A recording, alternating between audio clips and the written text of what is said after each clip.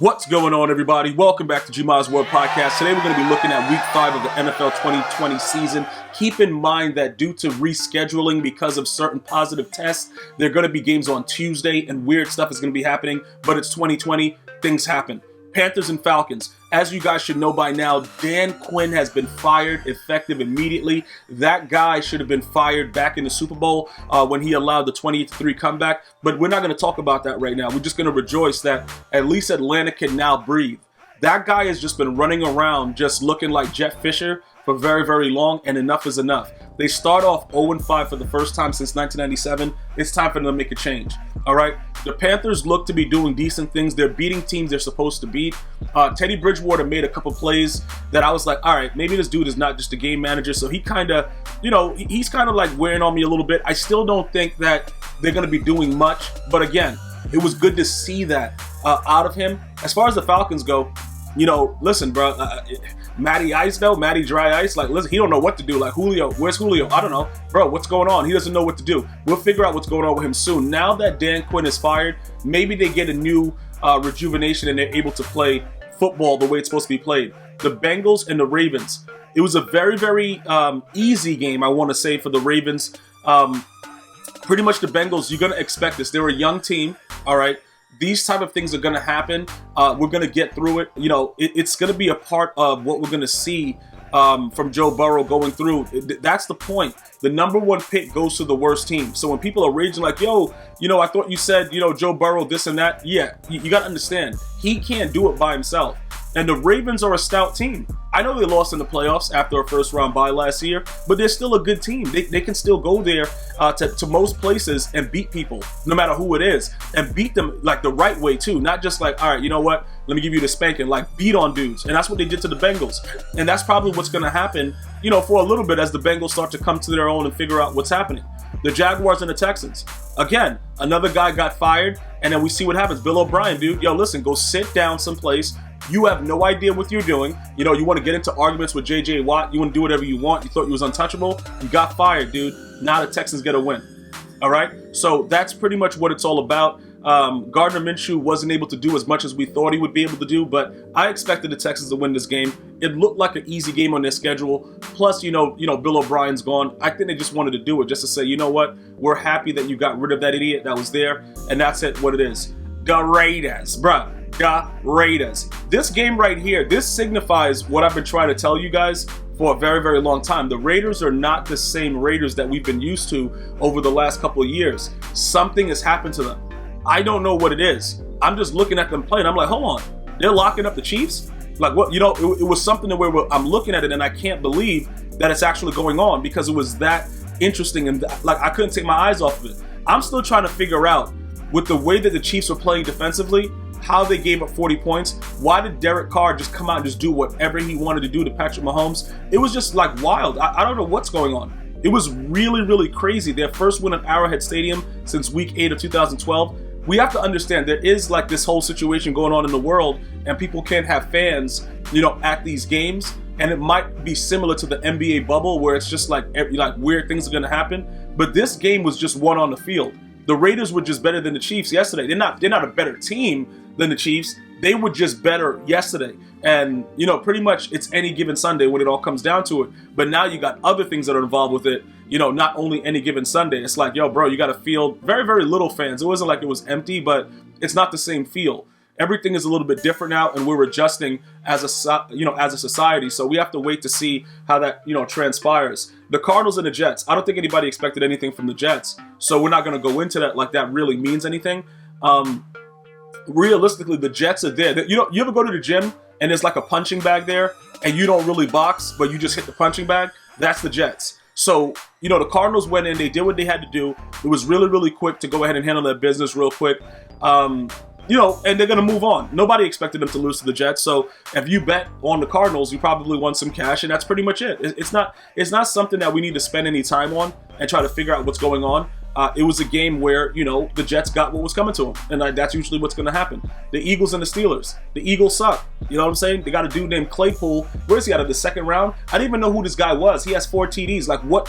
Exactly what's going on with the Eagles, I don't know. I told you guys at the beginning of the season, the NFC East was going to be really, really disgusting.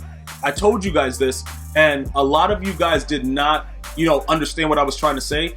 Pretty much they all suck.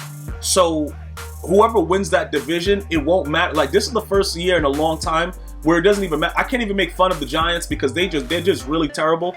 And, obviously they have injuries. Everybody has injuries. It's a crazy season, but the Eagles are a bad football team. And they don't know how to cover anybody. And if they keep doing that, they might not win another game this season. Obviously, they are going to win another game this season because they play the Giants again. But I'm just saying, look, it is what it is, bro. Looking at the way that this is, I don't really understand what's going on with it, but we're not going to speculate. We're just going to say the NFC East, it sucks. And here we go again. Washington football team, another NFC East team. They're 1-4. They suck. They benched Dwayne Haskins.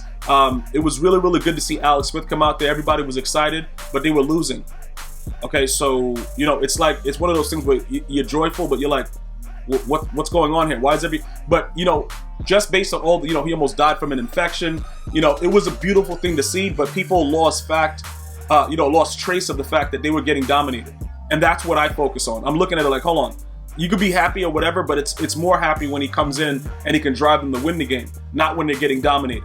All right, so they thought that they could win the division, so they benched Dwayne Haskins, and I think the team played worse without Dwayne Haskins. Even though I'm not a Dwayne Haskins believer, the team still played worse. That's a problem. The Rams beat the brakes off of them. It is what it is. Dolphins and the Niners. I told you guys the Niners are not going to make the playoffs. You looked at it like, oh, it's just the Dolphins, and Fitzmagic went wild like a savage beast. He went wild like a savage beast that somebody just threw a T-bone steak at. And Niners just looked disgusting. It was a very, very uncomfortable situation to watch.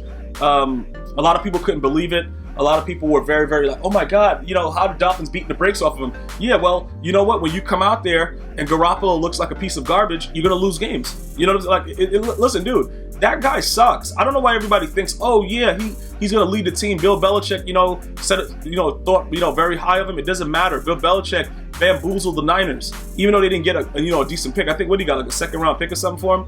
It doesn't really matter. He sucks. But the Dolphins is the biggest story.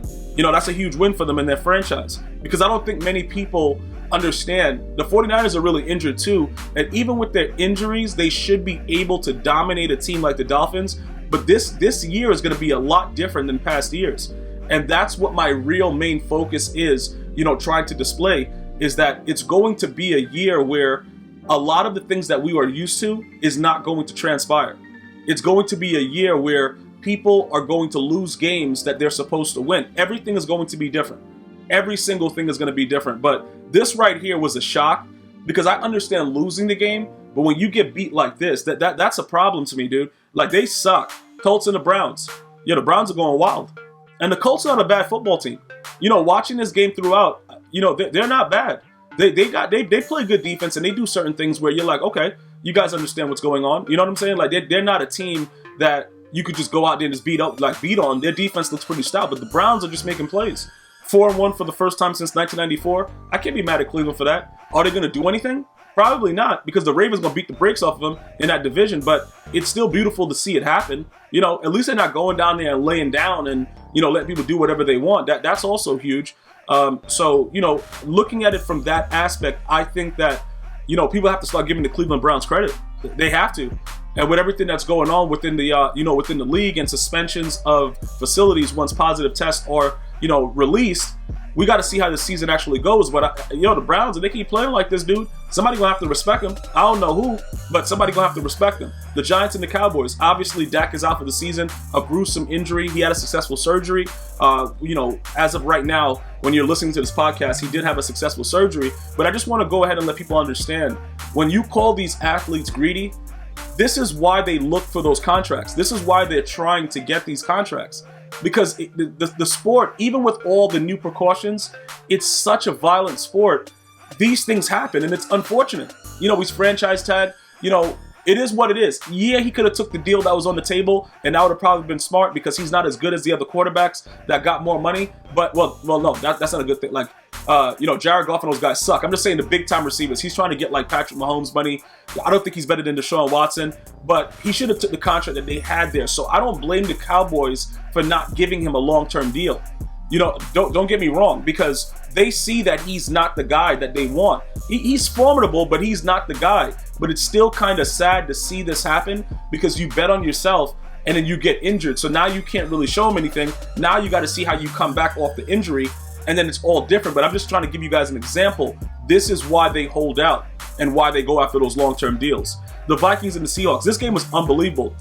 They were down 10-0 at the half, just so you guys know, the Seahawks. They came back, beat the brakes off of them, and I'm going to tell you this right now.